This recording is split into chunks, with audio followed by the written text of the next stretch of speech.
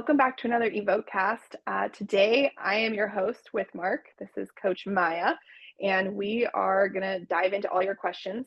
Scott has been inundated since the UTMB wins, so we are stepping in. We're excited to dive in. We'll get through as many of these questions as we can, but some might have to be saved for the next episode. Quickly, little housekeeping. We wanted to talk about Reddit. Our forum has moved off our website and is now fully on Reddit.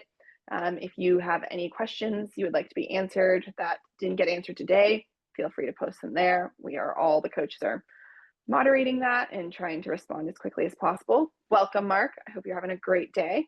Thanks for being here. Thanks. It's good to be here. I'm excited to dive into some of these questions. We've got quite the stacked agenda here if we get through them all. We really do. I think it's over 7 pages at this point on our shared doc. So I'm going to jump right in and ask you the first one. This one starts with congratulations on your amazing trail running season, UTMB, Trans-Canaria, Western States. You've ticked the icons. I know that was towards Scott and to the whole team, so thank you. I followed you since the uphill athlete days and have one question. In your recent training for these ultras, you've emphasized any workouts, treadmill/long hikes with percentage of body weight, and they're becoming well known. How do you now see your classic-based ME sessions? Do they still transfer as much, or do you prioritize weighted runs/hikes? What key differences do you feel between both approaches? I feel like the gym-based ME workouts are harder on my legs than the other. Mark, take it away. Yeah, this is a good question. It's a little bit goal based, so I treat it a little differently depending on what somebody's specific goals are. But if we're talking about, I think this question's probably oriented towards sort of hilly ultra running based on the intro. So if that's the context, I think about a couple of things when I'm comparing gym-based ME versus, well, think of it as hiking-based ME or outdoor ME. One, kind of independent of how they transfer or how much I like one versus the other, is just a logistical approach. Like I have some athletes that have really great terrain to affect the outdoor ME, and they get really good results from that. And of course, we work with a ton of athletes that don't have any terrain to work with, and they're just doing them strictly on machines. So some of it's just logistical, like what do you have access to and what's going to be the most bang for your buck. So some of those athletes might lean a little more towards the gym-based ones just because that's going to be more bang for their buck than doing an outdoor ME in suboptimal terrain where they're not getting good results. So that's the first thing. Moving on to kind of what more the questions digging in, if you have, all things being equal, I think always the workout that is more specific is going to see a better percentage of transfer. So, if you have terrain that's much like the terrain you're going to encounter in your goal course, then I'm a huge fan of doing it outdoors. And I've had a lot of luck with that. What I have seen work well for folks, if you have the time, is the first iteration where you're doing 8 or 10 or 12 weeks of ME.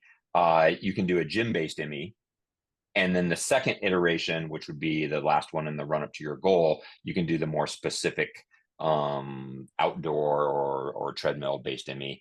And that can be the best of both worlds because you get some of the early adaptations from the less specific one, and then the very specific adaptations for the goal at hand. So yeah, what have you seen one versus the other with some of your athletes being better?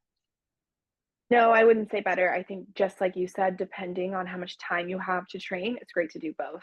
It's great to build that muscular strength in the gym and that ME workout, and then take it to the trail, especially if you're training for ultra runs. Getting a weight vest on and running uphill, I think, is one of the most specific things you can do. And that's what we've been using a lot for those running ME workouts. But both are fantastic workouts. And if you've listened to Scott talk on recent podcasts, he'll say there's so many ways you can get an effective muscular endurance workout. So like Mark was saying, whatever you have access to and availability and background, it's all great. Yeah. The one other little thing that I think is an important nuance here is just being ready for the downhilling in these big ultras, right, is huge, obviously. Yeah. And if you don't have any terrain to work with that's helpful in that regard, um, and you're doing the ME workouts only on machines, which is only up, um, Hmm. you're putting yourself at risk for some of that readiness from an eccentric loading perspective for the down.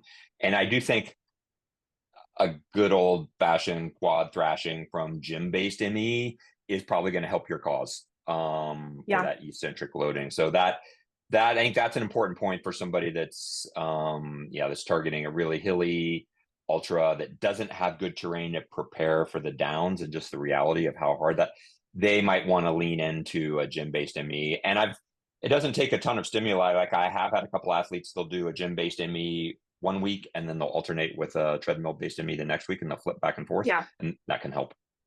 That can help, or just even doing like a high amount of step downs after you get off the treadmill or Stairmaster is another way I've programmed that to make sure we're getting some eccentric loading. Because yeah, you got to get the down always thrashes. I think more people than they realize. Yeah, yeah, for sure. So let's jump into the next one. This is a this is a fairly lengthy question from a gentleman, 40 years old, relatively fit, has a cycling and triathlon background, and he describes his training history here. But long story short, his question is this: I'd like to do an 85 kilometer with, I'm taking this to be 5,500 feet of vertical gain loss in 11 Yeah. months. With a very gradual increase in running volume while keeping cycling as the main component, not only to support the race, but as a lifelong way to build and sustain general capacity. How should I structure the ideal integration of cycling and running in 3 to 4 runs per week? This person likes to work on 14-day blocks to reach the required level of fitness for ultra trail running while using cycling to keep building general capacity. I don't want to reach the highest of mileage. Should I focus on shorter runs with more frequency, or less frequent and longer? And this is I think the last part is a good general question. Do you have thoughts on this, Maya? Yeah, so I would say this is a great amount of time to really start thinking about this. I'm glad you're giving yourself nearly a year. Um, it's an interesting, keeping cycling in, I think is a great way to start. It's an awesome way to build your aerobic base. It's a good way to get volume without the impact of running. What I would start doing pretty soon though is doing a lot of easier runs, but longer. Like just start building time on feet. Some of this could be hiking. I know you mentioned that in your email as well, like planning on doing some hiking. I think that's a great way to start just integrating that time on feet and that loading. As you get closer to your race, though, you definitely want to spend more time doing longer runs. And I would probably emphasize at least like one pretty decently long run a month as you work up your mileage, not a month, a week. um, and maybe a super duper long run once a month. And then I would focus on some of those shorter runs, being some of that threshold work, some of that pace based work, and then keeping cycling in as a way to just sustain overall aerobic volume and recovery. But you would ideally scale back some of that cycling, maybe I think 12, 16 weeks out, just to make sure your body can handle the stress of an 85-kilometer race, because that's a pretty long race, and you want to be able to just like not have knee issues or ankle issues or any sort of joint issues as you train for that. Mark, what do you think? Did I miss any key points? No, I think that's spot on. In general, if I'm forced to choose with an athlete, I would choose frequency over less frequent and longer. Of course, I Yeah. don't like to choose. You like to have your cake and eat it too. I would definitely try and get in. He's talking about a 3 to 4 week, 3 to 4 time per week running schedule. I would definitely lean towards at least 4 in that. I think a Yep. 3 times a week running schedule would be a bit of an ask for an 85K ultra run. I would definitely like to see this athlete in the months prior, kind of in the later specificity phase. Yeah, get a couple of big runs under their belt. If not, maybe, even at this distance, I think like a couple of back-to-back weekends, where they're Yep. covering, close to the 85K. yeah, somewhere in 60 to 80K over a 2-day time frame. Yeah. Obviously not super close to the race, but 4 weeks out, 8 weeks out, like a couple of those, I think would be really useful. And this athlete also asked about some different coaching options that are more affordable that might benefit them. I think this kind of athlete would really benefit from maybe a paid phone consult. Fabio Yeah. wrote this question in. This would be a good paid phone consult question where you could really dig into some of the nuances for this specific athlete and their lack of they don't have a lot of terrain. They mentioned they have a tall building with stairs, which I'm actually a huge fan of. If you don't have outdoor terrain, stairs are kind of ruthless, so they really can be useful if you can work that at least once a week into your schedule. Yeah, definitely get some vert in at least once a week if you're in a flat area, if not twice. And you could Yeah. use one of those harder threshold sessions on the stairs, kind of incorporating that muscular endurance as one of your on feet hard workouts. I'd probably Yep. be efficient with it. Yeah. Yep. Definitely a phone call though. That's just for anyone listening. If you want to talk to a coach, we have pretty affordable phone calls. I think it's $60 for 30 minutes, and you can dive into all of your details and training history that we can't get to on the Ask Evoke podcast. So you can schedule one of those on our website. Awesome. Let's see. Next question.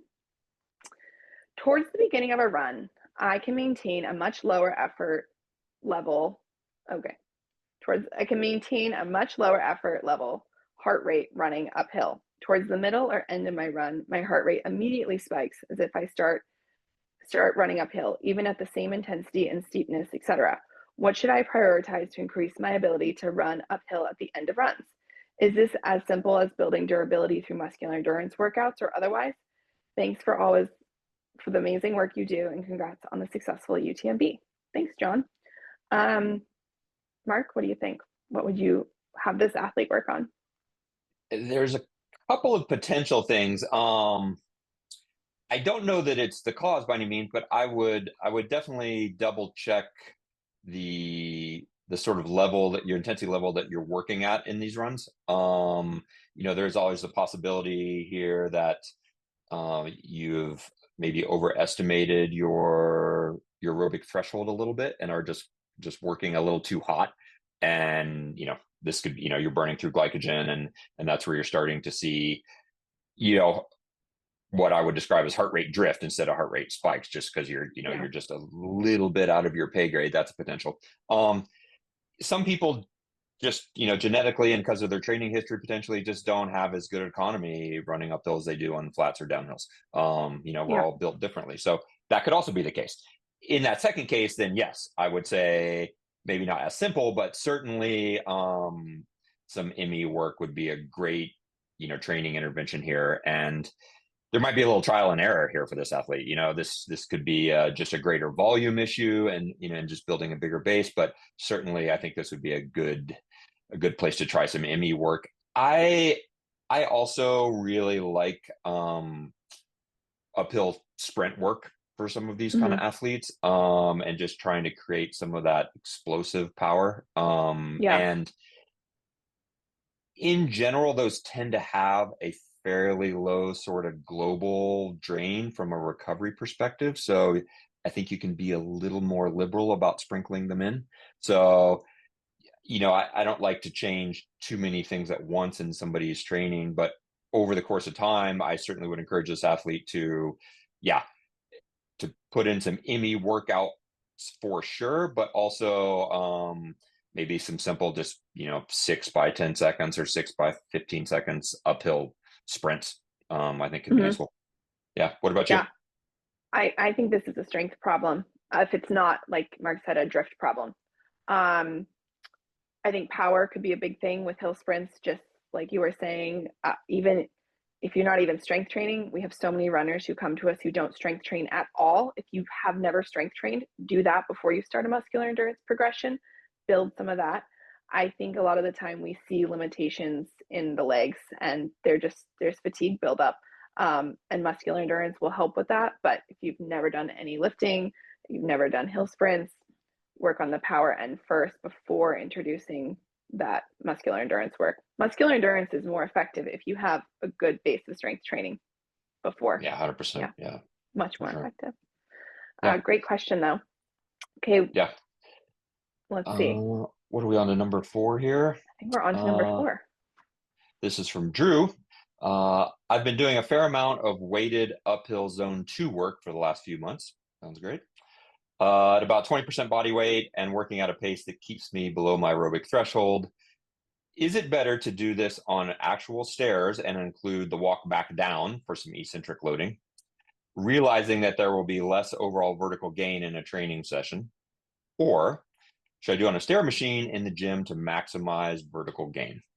Yeah, this is one Great question. Yeah, this is one we get some flavor of this a lot with our athletes who don't have lots of terrain. Yeah. So what's your take here? My take on this? Oh, I would say, I mean, I would lean probably towards doing more stair work than anything, depending what your goal is, right? If you know you're not getting anywhere near the vert you want to be getting for your goal, then yeah, you might need to just spend some time on the Stairmaster.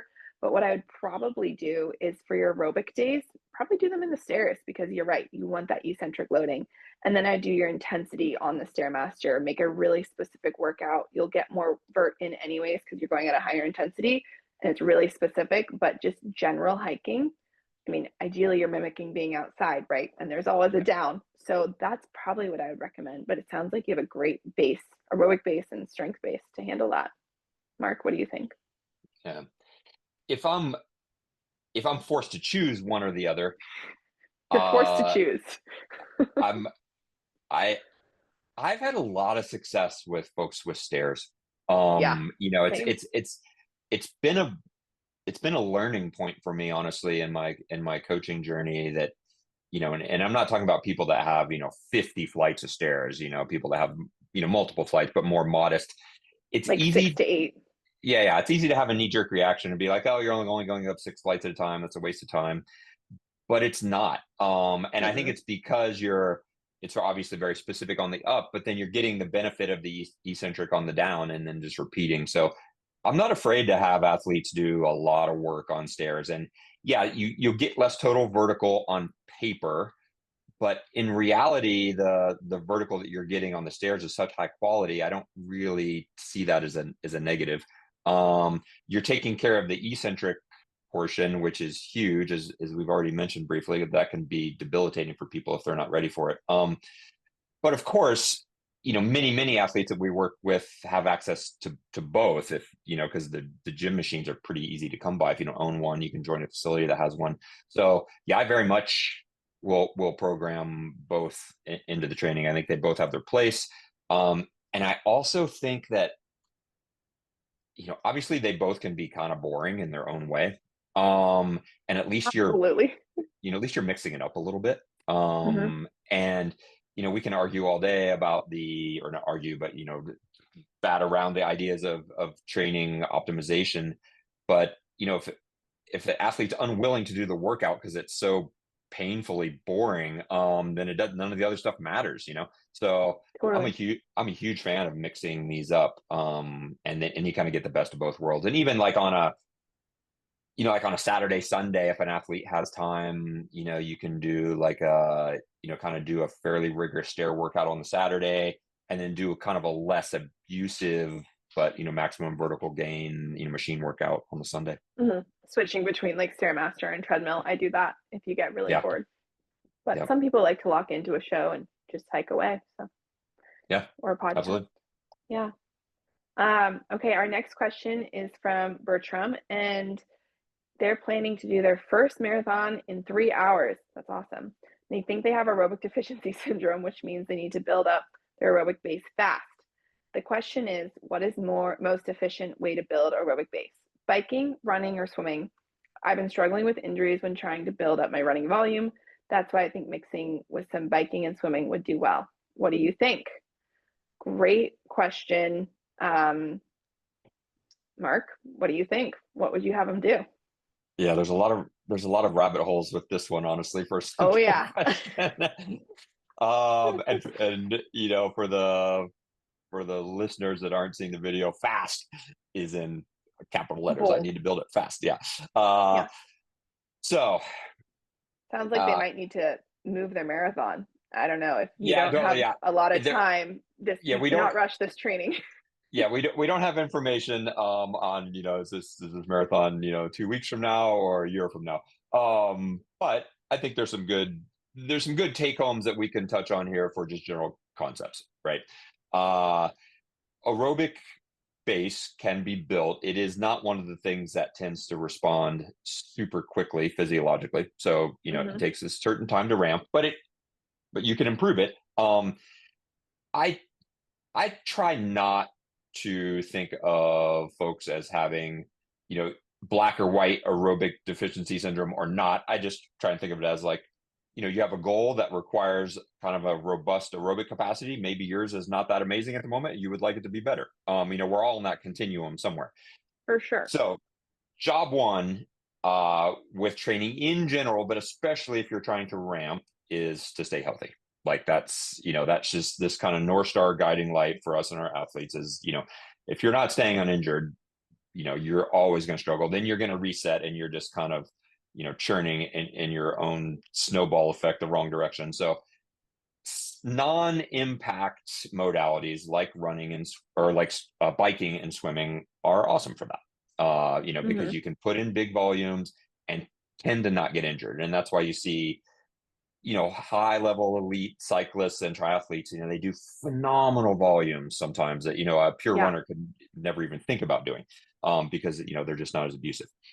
That said, they're also not sport specific for this goal, and this goal is a marathon, and there's a time component of this where this athlete wants to run 3 hours. So you need to maximize the amount of running that you're doing, especially you can, to stay healthy. So Hmm. I think of that as kind of having two parts. You want to build a nice general aerobic base that has a lot of running as much as you can. And you probably want to do, since you have a time goal, you probably want to do some interval work that has a race pace flavor to it, so that you're getting used to For that sure. stride length and et cetera. That's a good use of your time. So up into the point where you maximize that. Once we get past that, yes, you can implement some cycling for sure. That's probably my next go-to.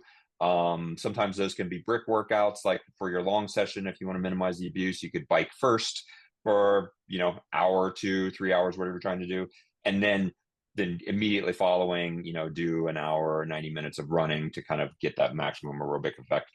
I tend to, with most athletes, unless they're injured already, to limit swimming to sort of active recovery days, active rest Yeah. days, those kind of things. I think it has some benefit there, but it is very not sport specific if you have a running goal. So Yeah.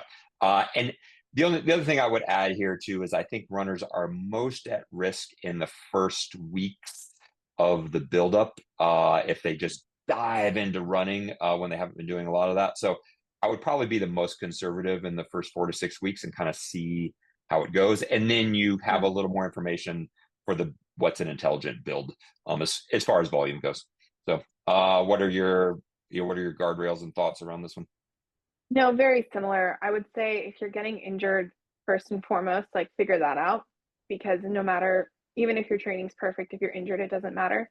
Um, I would say if running like that impact is creating, kind of overuse injuries, like if you're having knee pain or feet pain, I would look at strength training and make sure you're doing enough of that too. It really, you need both to be a healthy athlete. If you are injured and you like cannot run at all, then yes, the bike and the swimming are great ways to build some of that aerobic base. So if you're like, I know I'm not going to be able to run for 6 weeks or a month, get on the bike, get swimming, start building that, and make sure you have a good drift test. Also, I would say like make sure you figure out where your zones are so that you are doing that aerobic training at the correct intensity because a lot of people have a feeling, but it might be too hard. And then you're kind of wasting time in some ways. So make sure you do a good dive with your heart rate monitor and a treadmill and get get the right zones figured out first and foremost. Um, but yeah, I would say, like Mark echoed, you want to get as much running as you can sustain to build that base. It's going to be the most bang for your buck and really prioritizing some of those intensity sessions running. And you could build volume in other ways, biking, but if you're doing a marathon, you kind of need to run a lot. Yeah, there needs to be some What I running in have to there for say. sure. Yeah, All right, let's definitely. and that was Bertram. Thanks for that question, Bertram. Yeah, thank you. The next question is from Ian. Um, yeah, more congratulations on our success at UTMB. Thanks for that. I have a question for the podcast about adding volume for working athletes.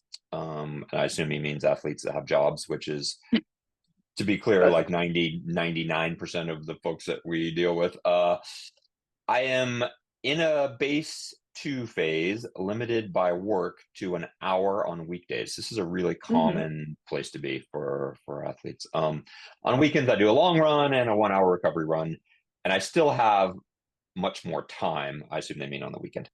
For time limited athletes like myself who wants to add volume, who want to add volume on the weekends, where should the volume go? Should I extend my long run? Should I turn my recovery run into a workout?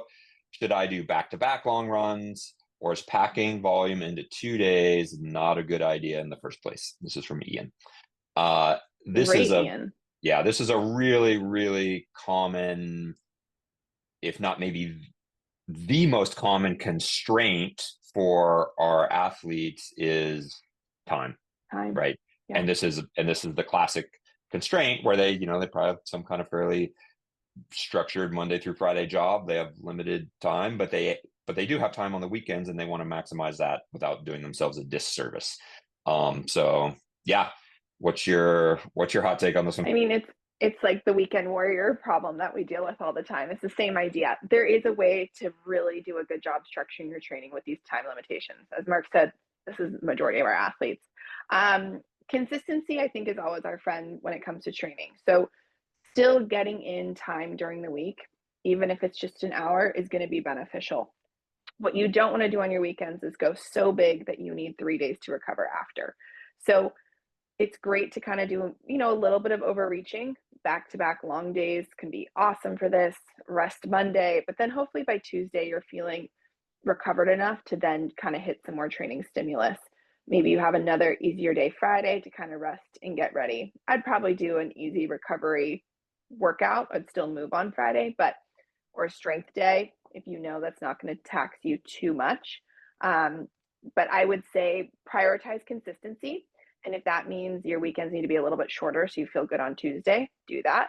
But if you feel like you can handle more, then I usually opt for 2 back-to-back days rather than one really, really massive day just because of that recovery component. If you can recover from 3 hours on Saturday and 3 hours on Sunday, that's great. If you want to do an 8-hour day on Saturday, usually you need Sunday, Monday, maybe even Tuesday. So again, consistency is always going to be what I choose over even volume. I think if I have an athlete who can train consistently, let's say 8 hours a week versus one who can train 10 hours, but then needs a lot of time, usually that 8 hour consistent training builds in a more progressive way and you'll see better results. I have a feeling Mark's going to agree with me, but maybe not. I don't know. Yeah, no, I do. I think in general, yes, using one of the weekend days as a recovery run is a miss. Yeah. For athletes that are healthy, that recover well, you should be leveraging that time that you have, as long as you have the associated recovery capacity to go with that, right? And this is a question of kind of just load management. I think that for sure, spreading that volume over those 2 weekends a bit is going to produce better results. Is kind of a weekly way of doing it. There's times where once a month or quarterly, for reasons you have a targeted overreaching session, of course. But if we're just talking about the bread and butter of your workouts, I think this is a good place for it. I like those when you can. I like those 2 sessions to maybe have a little different flavor, so you're not just doing the exact same thing on both days, if that's an Mm-hmm. option. And this is a little specific. This is a little bit of a goal specific discussion too. A running athlete, that's training for a flat marathon, let's say, is not going to have like crazy variation between their 2 weekend sessions, and doesn't need to. But I've got a lot of athletes that are time constrained, and we do like an ME session on one of the days, and then do a longer but really intensity backed off easy session the second Hmm. day. And Hmm. you can get a lot done in 2 days. And then typically I do with those athletes, I do almost always have Monday be a recovery day. So that, Yeah. That's hardcore, Mark. You're doing muscular endurance and then making them do a long day the next day. uh, Oh, yeah, yeah. Mark has beast Not athletes. not with every athlete, to be clear. But I usually I give them a recovery day, so there you go. yeah, yeah. Well, I think for a higher level athlete, and I got to this place at Scott's suggestion originally, actually, with some higher level mountaineers, because Yeah, that makes sometimes sense. the hardest day on a big climb is the move to the high camp with all your stuff, Yeah, and then you have to be ready ready to to go. climb the next day. And if you're not, then you know I can't help you. So you can't Yeah, do it in training. It's a can't problem. do So it. yeah, I Yeah, put those back that's to great back on advice. occasion. So yeah. Um Okay, next question is from Finn. I was wondering if you could share your thoughts on the differences between doing threshold workouts on flat terrain versus uphill. In particular, I'm curious whether the benefits of developing flat speed might outweigh the muscular endurance and lower injury risk advantages of uphill tempos when it comes to improving climbing performance. Thank you so much. Um, well, I think this is a really specific question, which is great because we can dive into it. But I'm curious to hear what Mark's initial thoughts are of if flat, fast running outweigh muscular endurance. Depends a yeah. little bit on your goals.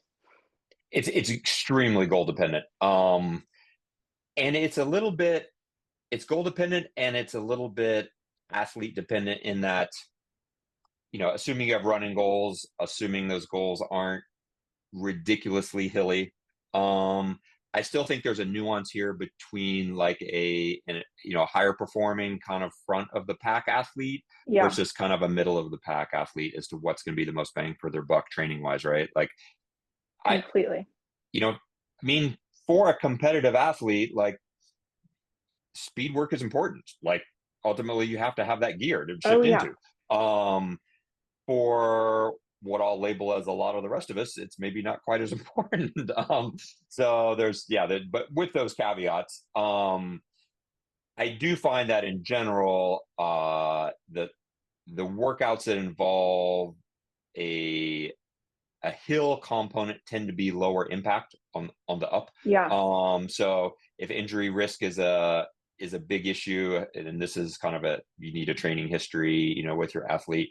I really think uphill tempo workouts are great for that because there are a lot of I bang for the think buck. so too. It seems like this athlete maybe gets injured uphill the way they Yeah, wrote it, but I agree. Like uphill usually is like much safer than yeah, flat, fast running from injury perspective. yeah. Yeah. And there is this sort of saying in the sort of running training world that that hill work is speed work in disguise, which it just is not totally true, but it is to some extent. You get some of that stimuli that you need when you're doing speed work. So Hmm. of course, with any athlete that needs both of these, there's no reason you can't incorporate both of these into a weekly or 10-day cycle. And if you can't, you can alternate weeks. Yeah. But I think my ultimate answer to this is I would probably try and do both, and I would phase it where the training block before I would do uphill tempo, let's say, if that's the less specific, and then I would do more flat speed work, as you lead in Hmm. from kind of specificity standpoint. But as always, like staying healthy is job one, Always right? number one. No, and I would add, having worked with some of these really elite ultra runners and looked at their training and coached them, we do really specific phases for this. So if they have a flatter, faster ultra, they're doing way more track work. They're still strength training. They might be doing a little hill work, but the emphasis is more flat and fast. Where then, training for something like UTMB, they're not doing much flat, fast work at all. They already have that speed work. We did that earlier in the year. We're really working on a lot of muscular endurance and uphill running tempo, kind of both. And those are usually separate sessions. Like we have uphill running work with weight, more of a muscular endurance, and then also tempo work without weight. So specific to the goals, both are really Yeah, important. But if you are yeah, injury prone, I would emphasize again, uphill work is usually safer because there's less impact. Yeah. And I think there's also a little, even within athletes, within their goals, etc. Some athletes just have a lot more natural leg speed than others, Oh, absolutely. I have a theory that if you did track or cross country in high school and you develop it really early, you're just faster for the rest of your life. Yeah. And we have athletes that, that run ultras now that came out of, they were, they were One track short stars. distance runners. Yeah. They were Yeah. 5K runners or, even milers, and those athletes tend to have a lot of natural foot speed. So maybe that's something they just don't need it as much because it's just there, Yeah. or it takes very little stimuli to kind of keep it right at To their keep it. fingertips. Exactly. Yeah. But we do fast track work for a lot of our ultra runners Absolutely. at the elite Yeah. level. Yeah. If you want to run, I mean, the times for front runners and ultra running are such that you have to be able to run. You have to be able to Like, run really, really fast. I can't even do 1 mile at some of these people's ultra race pace. no, So for impressive. sure. All right. Question for the Votecast. I'm a trail runner and I have a local mountain with a fire tower that I often run on. Oh yeah, I do a little bit of that as well. I usually climb the fire tower at the top, which you have to for the run the count, and we'll pause for a few minutes to appreciate the view before heading back down. However, when I start going down the stairs of the tower, my quads immediately start getting extremely tight and sore. This only happens in this specific situation of going down the fire tower and does not feel like cramping. It feels like DOMS, which it would be like the opposite. That's like the immediate on, it'd be the IOMS. Immediate IOMS, yeah.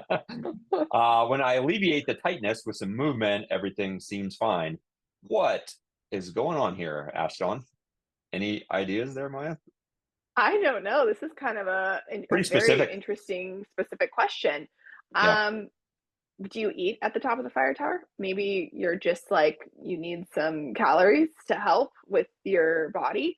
I don't know, caloric deficit. I mean, it kind of just sounds like you're just getting stiff from standing there, Standing and around. then Yeah. you're just Yeah. like like the lactate hasn't flushed out from going up, so you kind of go down and everything is tightening. Glad it's not cramping. I would say, I don't know, unless you're specifically training for something, I wouldn't be too concerned about it. Maybe try eating something next time, and depending on your fire tower, walk around in a tiny little circle a couple times before going down to see if that doesn't help. I mean, I think we all get stiff if you run hard and then stop, or you do a workout and you get in your car and you get home and you're like, oh my gosh, I can barely move. I don't think that's unusual. Um, Interesting that it feels like ions, DOMs, ions. Yeah, I like that. Yeah, I mean, in some I don't ways, know. this is like a little microcosm of somebody who is doing an ultra and isn't prepared for the down, and then they kind of smoke their quads out all Totally. the up. But this is just happening Yeah. in a super small time frame. Um, we do, we do use our quads a ton on climbs, and they get fatigued, and then when you go down something really steep, you're now asking something new of them with the eccentric loading, and they don't like that, and that's kind of in a nutshell why we Yeah. need to be really prepared for downhilling in these big races. I think that some careful pacing on the up might alleviate this situation a little bit. This person could be a candidate for some really specific strength work too, to just Oh, for sure. Yeah. but yeah, and this is kind of gets back to one of our earlier points. This is why stairs are actually a good training tool for a lot of, especially mountain athletes, because they're ruthless. Totally ruthless. And if you can shake it out, by the time you get down and then continue on with your run, it's probably a pretty good sign that you're not Yeah. like hurting something. Yeah. Yeah. Okay. Are you ready for the next question? Another question Uh-huh. from Finn. I don't know if it's the same Finn, but Finn asks, thank you for everything you've done in the Evoke Endurance community. Oh, in the endurance community. This is to Scott, so we'll tell Scott you say thank you. From my understanding, in a more traditional training approaches, ME is developed through high intensity intervals. Because your ME training methods have a lower global cost, can I replace my zone 4 workout with an additional threshold, sub-threshold workout during my week? 2 thresholds workouts per week. Also, in transitioning to uphill weighted running post ME block, should this replace a workout and a gym work, or just the gym work? Thanks again. Okay. Yeah, Mark, what do you think? this is a little bit of a complicated one, and there's a It couple is. of ways of interpreting the question, but I think I know. there's some concepts here that we can tease out that are going to be helpful. Um, Firstly, I would take a little bit of issue that our ME training methods have a lower global cost. Hmm. Um, with a lot of my athletes, yeah, they're not the highest intensity if we want to look at it that way, but they do probably have the highest global recovery Muscular. cost. You Yeah. And I take the most care probably of where I put them in the architecture of training than any other workout because of that. So I think that's an Yeah. important. I mean, other than maybe like really max thresh anaerobic threshold intervals, Yeah, yeah, those probably have the highest global, I would argue the highest like global cost, which I think is what this athlete's saying is like he's doing zone 4 intervals. Yeah, that's going to yeah, probably have more fatigue effect than muscular endurance just globally, but muscularly, I would argue yeah, the ME is going to leave yeah, you sore for longer. yeah. Well, and and I'm sure you see it too, Maya, but there's a fairly broad range of people's physiological response to ME work. And I Oh, think for sure. Yeah. there's a lot of times I kind of blame it on people being fast twitch versus slow twitch. Hmm. Training history. There's a lot going on there, but you can have two athletes, and honestly, I've had athletes you give them what I think is a fairly rigorous ME workout, and they could do it the next day if they needed to, again, without it being that big a deal. Yeah. Other athletes like they're sliding on their butt to get downstairs to go to the For kitchen three because days. they can't. Yeah, totally. So there's a big variance there, but I tend to, if I'm leaning into muscular endurance work, I tend to count that. And this also goes for other associated weighted work. I tend to count that as having a big strength drain. It has a big strength Yeah. component. And so I tend to, if we're talking about replacing apples with apples, I tend to pull something out of the strength realm if they've had a fairly robust strength schedule and replace it with ME, right? Yeah. And that's because there's only 7 days in a week. Something has to give if you're going to introduce something. Um, Yeah. I do think for higher level athletes, and I do this with quite a few of my athletes, if they're recovering well, there is room for an ME intervention and a higher intensity, unladen interval structure for athletes, and because they kind of get at Yeah. different things. A lot of times I'll scale back this kind of volume of intervals that an athlete might be doing, especially if it's like upper zone 3 or lower zone 4 work. But I think in a 7-day schedule, and especially if you're taking out a strength workout, there's room for both those in the same training block. Yeah. What I wouldn't do is I think what he's asking is, okay, I'm replacing muscular endurance. Muscular endurance is less of a load. It's kind of how I'm reading this. So then I'm going to add another threshold workout where I would say, no, that muscular endurance is quite a lot of load. Keep that. Yeah, And you could do one other. I wouldn't necessarily call it a threshold workout though. Is yeah. that how you're reading it as well?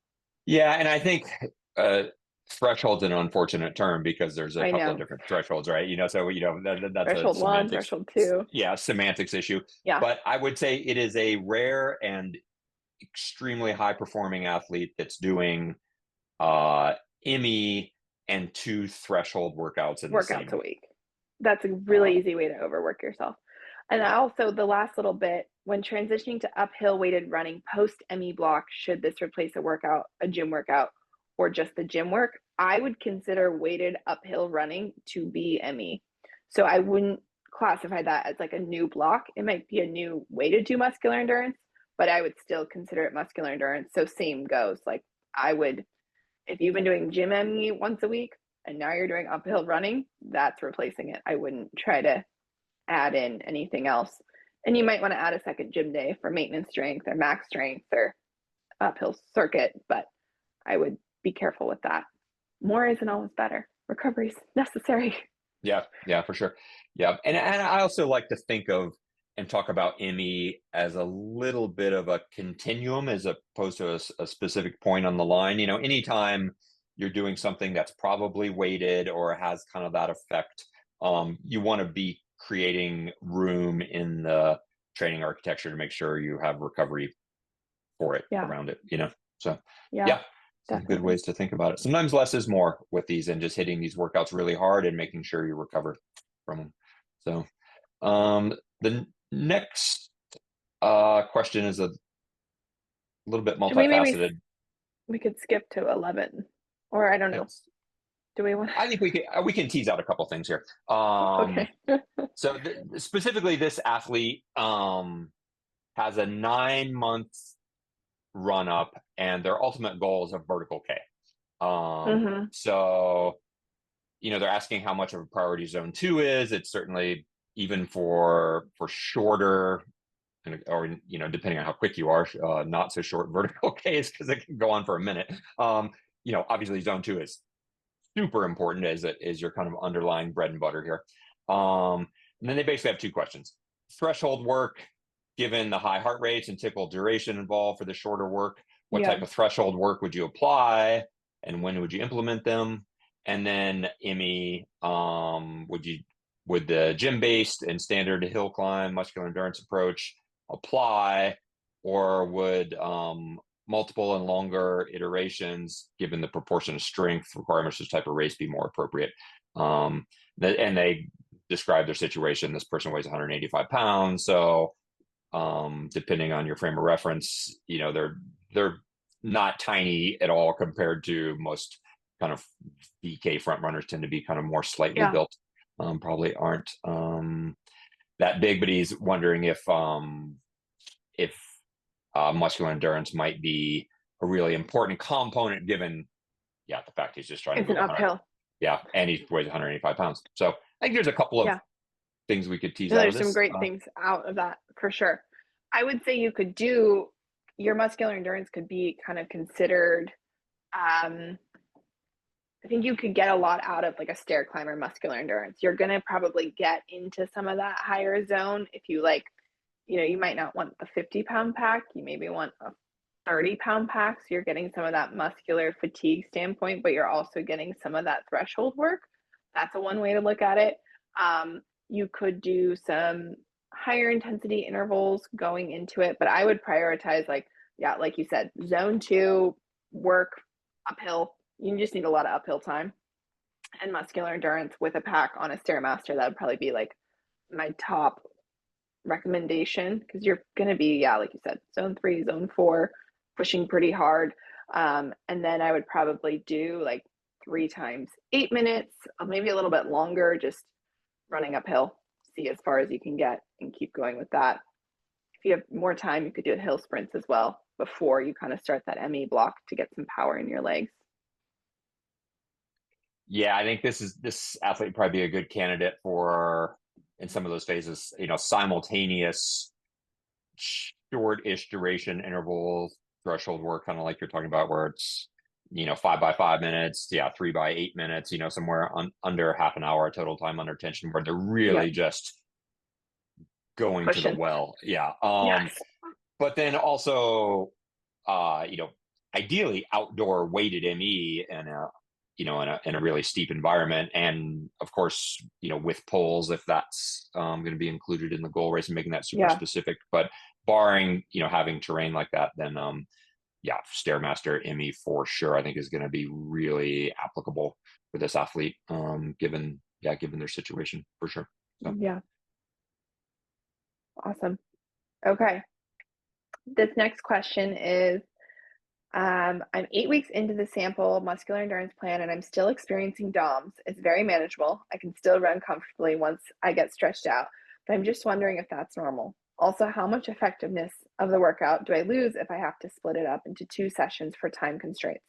For example, if I have to do the split leg jump squats and jump squats in the morning and then do box step ups and lunges in the evening, because I don't have enough time to do it in one session. Thanks, Jake. I think you got this. Yeah. Well, the first half is the easy answer. Is it normal that people are a little sore after they do ME? Yes. We keep talking about this. Yeah. Yeah. Yeah. This is like the ME Ask Evoke special podcast today. Totally. Some people are a little bit sore. Some people are wildly sore. It generally gets better after 2 to 3 sessions, but it's not uncommon that people experience some soreness throughout a 8 or 10 week cycle. So yeah, that's totally normal. My yardstick there, or what I like to talk about with athletes, is it's okay to be a little sore. In my mind, it's not okay to be what I think of as kind of bordering on incapacitated. Like the sliding down the stairs to get to Yeah, breakfast like 3 days in a row. exactly. Yeah. Mhm. For a couple of reasons. One, I think it's just not helpful. Like the kind of compensation cycle to come back and be better is so long that you've missed a lot of training opportunities that, if you take in totality, would have been better off doing that chunk of work than just doing this one thing and then hobbling around Yeah. for a week. So, and it's also just wholesalely unnecessary and really unpleasant. So, a little soreness, yeah. Incapacitated, absolutely not. So that's just scaling and loading to get that right. The second one is a little more nuanced, but anything that has an endurance component, or endurance as part of the goal, right? If you split it up, there's less to endure, and Hmm. and that's probably a miss. And I get this question more from athletes in, like, with a long session where we want to do 4 hours of work or 6 hours of work, and they're like, can we split it into two? And my answer is kind of always the same. It's like, if that's the only way we can get that work done, then yes, split it into two. But we're leaving something on the table there. It's suboptimal. For sure. And in general, with ME, I think that you should be able to get it done in one session, because if you're efficient, this should be, you should be able to get this done in an hour. With most of these ME workouts, and most folks can find an hour somewhere in their week to get it done in one contiguous session. So Yeah. I would rather see the athlete maybe scale it back just a little bit and fit it into one session is their kind of primary goal, than to split it in two. But again, it's the world we live in is not perfect, and if that's your only choice, split it in two and get the work done. But Yeah. try and do it in one. Definitely. I agree with all of that. Definitely, if you're kind of missing the point, like you were saying, if you make the workout shorter. If you do need to make it shorter, though, do 6 sets instead of 8, or do 4 Yeah. sets and make the recovery shorter. Or even like drop one, like if you can't get through all 6 exercises or 4, whatever you listed, like do 3 of them really well and do all of the sets and all the reps and then be done. I think you go into that second session already fatigued, but then not as fatigued as you probably should have been from the full session. So in some ways, you're kind of not getting as much out of either, is my take. But yeah, if you can't do it, get it done. Okay, let's see. What's our next question? I got lost on our sheet. We're number 12.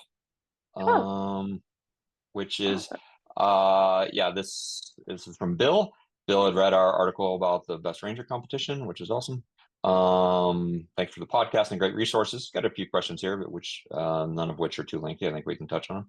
Yeah, great. He was hoping for book recommendations.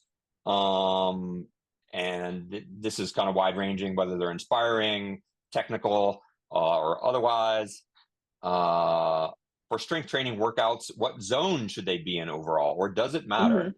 That's the meat of this question. Yeah. And then they're asking about recommended stretching regimes. Yeah. Okay. Well, So you want to tackle any of those? Yeah. Yeah, I'm going to dive in with number 2. For strength training, does not matter what heart rate zone you are in. Heart rate is a proxy for intensity. That's what we use it for. It's not the most accurate all the time, but it's pretty great for aerobic work. It's not great for muscular fatigue. So get in the gym, do your strength training. We usually fudge like the intensity for strength training because our heart rate monitors don't pick up muscle fatigue. You could not even wear your chest strap for strength training. I don't worry about it much at all, because the purpose of the workout is muscular fatigue, not cardiovascular aerobic fatigue, anaerobic fatigue. For number 3, stretching. Find something that works. Find something you'll do. I have a little hip routine I make a lot of my athletes do. I think even like usually I recommend stretching and mobility work towards the end of a workout. You could do some mobility to warm up, but like static stretching, do at the end. Um, yeah, I would say just even if you find 5 exercises you like and hold them for 30 seconds to a minute, you're going to be better off than not. Find something on YouTube. I don't have like a go-to. I usually just program out little, do some cat cow, do a child's pose, do some pigeon stretch just to open things up. I think it's great. Yeah. For inspirational books, I'm going to leave that to Mark. He's more well read than me. He's had more time to read. So he's going to have better. I can read, although that I've I got feel a like I couple can't of read in reading these responses or these questions. I'm yeah, it's a illiterate. skill. Yeah, reading is a skill for sure, especially when you're being recorded. I've got a couple of book recommendations that are maybe a little more inspirational than the technical end, but that's one thing she's asking about. So Oh, that's um, great. I have three that I've read fairly recently. The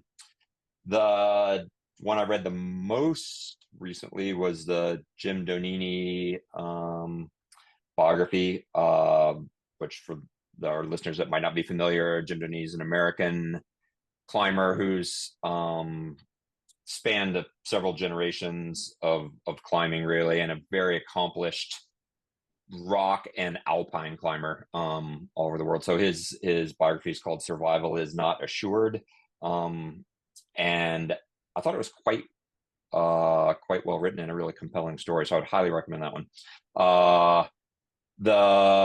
The Barry Blanchard book, The Calling, Canadian alpinist and climber, who's really done some impressive ascents over his life. It was also kind of autobiographical. I thought was pretty inspiring.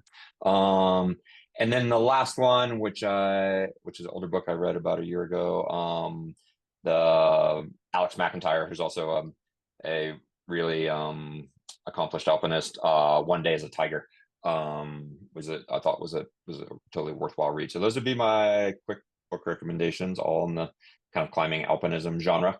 Yeah, I think that Maya was right on with, I don't really pay attention to heart rate for strength training. There's a couple of deep rabbit holes we don't really need to go down here. What little I pay attention to it is almost more to make sure that it's not too high, because that's kind of a sign that someone is like rushing around and maybe not getting the quality of strength work they should.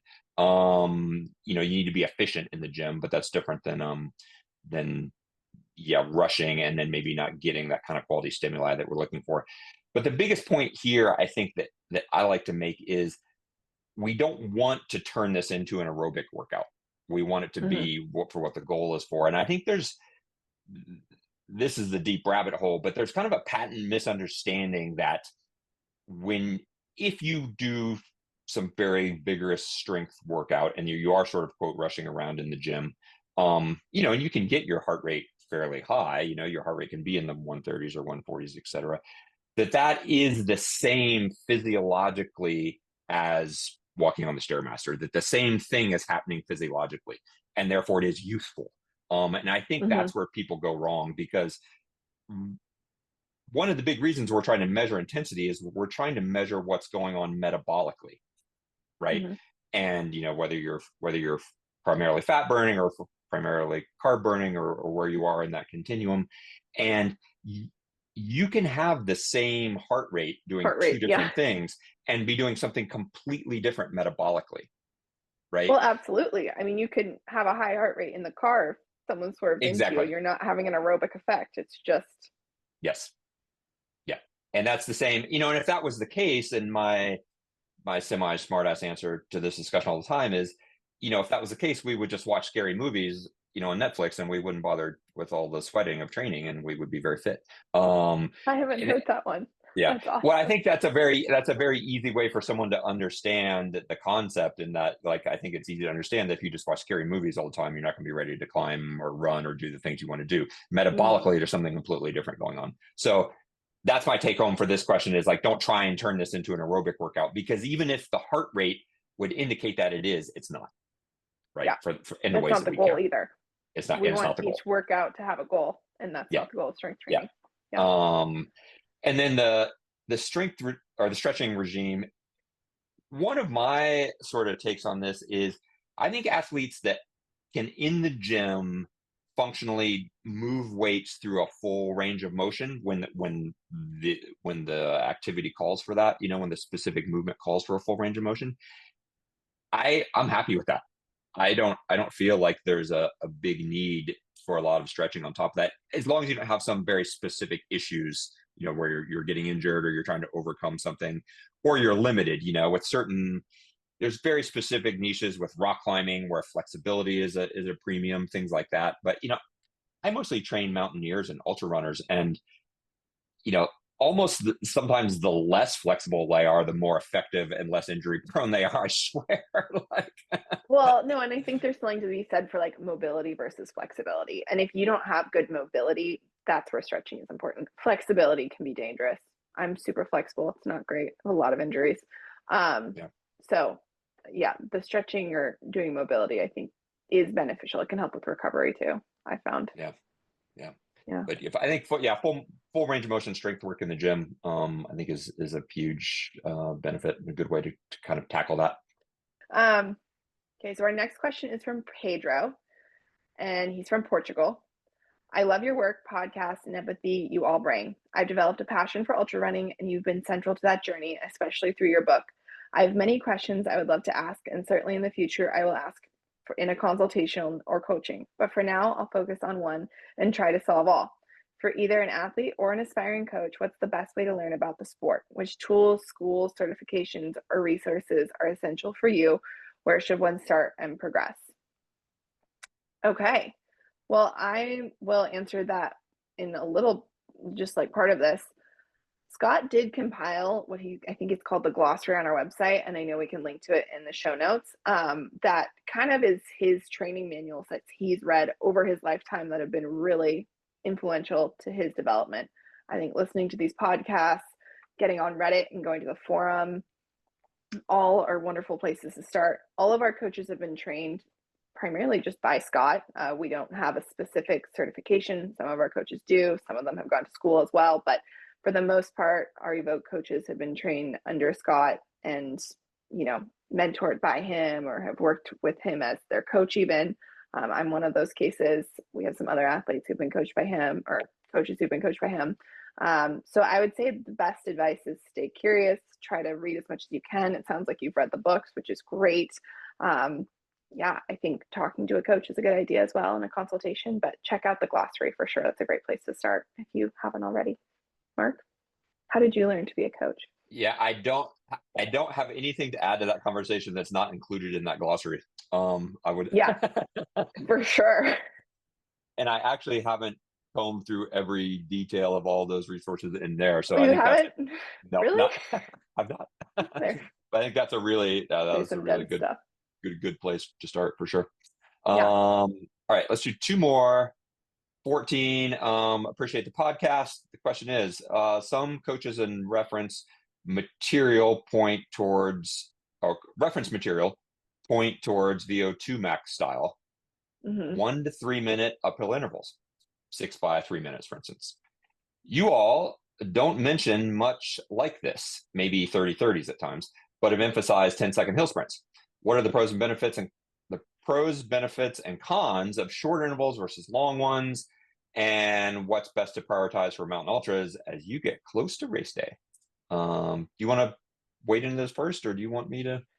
Or I can talk about it. Yeah, go for it. We do use traditional VO2 max style intervals for sure. And there's a time and place for that. I think a lot of our just conversation and methodology has been focused around aerobic base building because that was so misunderstood in this world. And now muscular endurance and fatigue resistance, they all have a place. I would say the downside to those shorter intervals is sometimes they just become really hard work without a lot of specific purpose. They have a really high global fatigue effect a lot of the time.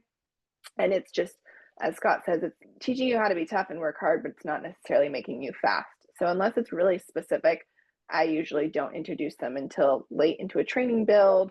I like using them for some of my mountaineers who I know are going to high altitude and they're going to be breathing really hard. I want them to be prepared for that.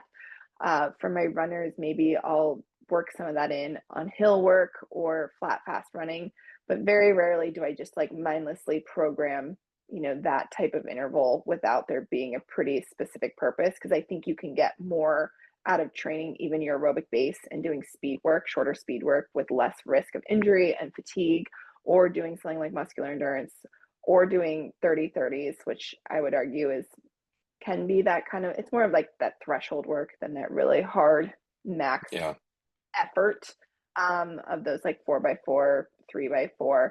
So it's not that we don't do it. It just, those have been emphasized a lot in like training literature. And I think, Scott's an out of the box thinker. So it's not something he's put a ton of time and energy into educating people on. I don't know, Mark, what do you think about that? Yeah, I program a lot of interval work with let's say the total accumulated time being between 15 and 30 minutes, Yeah. so like Oh, four for by four in the sure. short end and 3 by 10 minutes at the long end or something like that. I love a 3 by 10 minute interval for something. Yeah, It's yeah. great.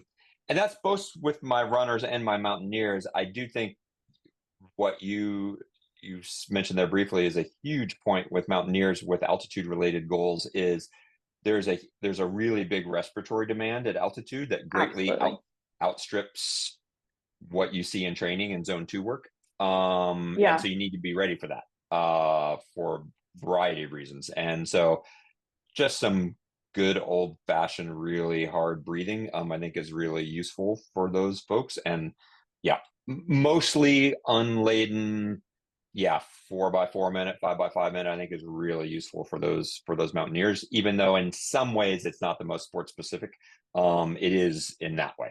I think But that's, it I think, is. I mean, I tell my mountaineers, I'm like, we're just training your lungs more than yeah, anything. Like, we've done muscular endurance to make your legs strong. We've done aerobic training to just make sure you have a base and you can recover day after day. This is so you can breathe hard because you're not moving fast yeah, at yeah. these And I altitudes. also think there's a mental component to that too. Like if somebody hasn't done any of that work and they get on the mountain and their heart rate's still only whatever 130 and they're And breathing they're out of their breathing really fast. mind, they can get into a headspace that's really not helpful because they're not used to that, so you Yeah. want to be used to breathing hard. So I think that's a super important point. And kind of to their question a little bit, the pros and cons of let's say like hill sprints versus you know 3 by 10 minutes or something like that. I functionally think of those as completely different things, Oh, for sure. Yeah. not just one's long and one's short. And for runners, I actually think that hill sprints are quite useful for the relatively small recovery demand. So Fantastic power work. yeah, Yeah. yeah. One of So the safest ways to introduce yeah, power work. yeah. So with when that's a priority for runners, I'll kind of have that running in the background all the time, almost independent of what an interval structure might be alongside that in a weekly session. I think there's plenty of room I for don't both know those. if you treat it this way, but I sometimes treat hill sprints as one of the strength days in a week. Yeah, And then I'll do like core and upper body on the same day with that. And that's a good way to be like, okay, this is a strength power day. Intervals are a separate day. yeah, Yeah. yeah. All right, let's do one more, and this is One going to more. be firmly in Maya's wheelhouse and not mine. Um, I have a question for the podcast. What would be some good muscular endurance exercises for the upper body in Mhm. cross-country skiing? In the gym, cable pull downs seem most suitable as max strength, while concept 2 erg feels too aerobic, even with full resistance set for the fan. Outside, Mhm. perhaps double pulling or single sticking on roller skis for a few minutes at a time uphill. This is from Scott. Great Maya? question, Scott. Um, let's see. These are all great. You have a lot of good ideas here, and we can use all of these to do a muscular endurance workout. When I skied, I would use the cable pull down machine standing. At times, even we did it with a climbing harness on so I could lean forward, and we would do something similar to the muscular endurance you'd find on our website, like 6 by 10 reps with pretty short rest to kind of and then do maybe a lower body exercise. You should definitely do the standing. Great for max strength, but you can definitely do this with muscular endurance. The ski erg also, it can be aerobic. I usually would do this like 30-30s is a good example, or 30 seconds double pull, 30 seconds single stick, make it longer. But the biggest thing I would do for muscular endurance upper body is, if you go, and I know who this person is, so I'll give you the tip. Go to near the suspension bridge on that dip, and we would do weight vest double pull repeats on there and single sticking repeats up that hill. And I don't remember exactly how long. I think it was 45 seconds to a minute, and then rest and repeat. We would also do that with out pulls for lower body muscular endurance. And you could do this in the snow too, like go up a really long hill, like doe spur, something like that, and you just keep that weight vest on, and you can get a lot of muscular endurance from that workout. So pretty specific to the person. I know I just gave them some trail names, but it's always fun when someone writes in, you're like, oh, I know that person. Yeah. Mark, anything to Awesome. add to, Man, if there is anything muscular I don't endurance have anything for? to add, it's that. But I like the idea of the weighted uphill double pulling. That sounds very muscular endurance So oriented. fun. Yeah. As someone who has trouble, Nordic skiing uphill unweighted double pulling, I that sounds hard. Yeah. Yeah. No, it's that'll get you strong and ready for winter. Well, thanks to everyone who wrote in. This was awesome. Check out our website. You can follow us on Instagram. Like I said at the beginning, go on Reddit if you have more questions. Any questions we didn't get to during this episode, we will make sure they get covered in the next episode. Yeah, anything else? No, I think we got through the bulk of them there. That was great. That was efficient. It was going to be, and I love fielding the different questions and seeing what people are thinking. So yeah, appreciate your time. You as well. Bye, everyone.